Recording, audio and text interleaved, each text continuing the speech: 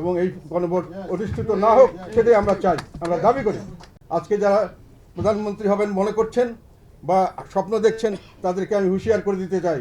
আমি আমার নিজের অভিজ্ঞতা থেকে বলছি, এই সংবিধান সংশোধন যে এক কথা এটা বেআইনি, সংবিধান বিরুদ্ধ এবং এটা অবাস্তব এবং সত্যিকার কথা বলতে এটা বাস্তবায়ন হলে দেশ ধ্বংসের পথে এগিয়ে যাবে। দেশে কোনো রকম কোনো স্থিতিশীলতা থাকবে না।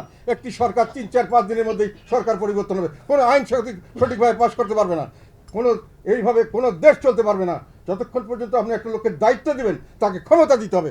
আপনি সম্পূর্ণ ক্ষমতা বাদ দিবেন, সেটা হতে পারে না। আপনি ক্ষমতাকে সুসঙ্গ ব্যবস্থা করেন, ক্ষমতাকে কিছুটা হলো জবাবদিহিতা অধীনে এনে ছোটো করার ব্যবস্থা করেন। ক্ষমতা লাগামহীন দিবেন না, কিন্তু মোটেই ক্ষমতা দিবেন না, এইভাবে কোনো দেশ চলতে পারে না।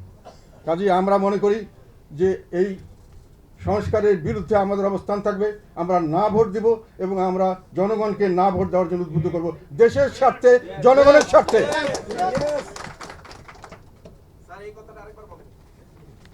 আমরা এটাতে আমরা মনে করি যে এটা সংবিধান বিরুদ্ধ এবং ওরা সম্পদ ভঙ্গ করছেন এবং এটাতে সাধারণভাবে সাধারণ মানুষ ক্ষতিগ্রস্ত হবে, দেশ অচল হয়ে যাবে, দেশের কোনো স্থিতিশীলতা থাকবে না, রাজনৈতিক স্থিতিশীলতা ধ্বংস হবে এবং দেশ ধ্বংসের পথে এগিয়ে যাবে।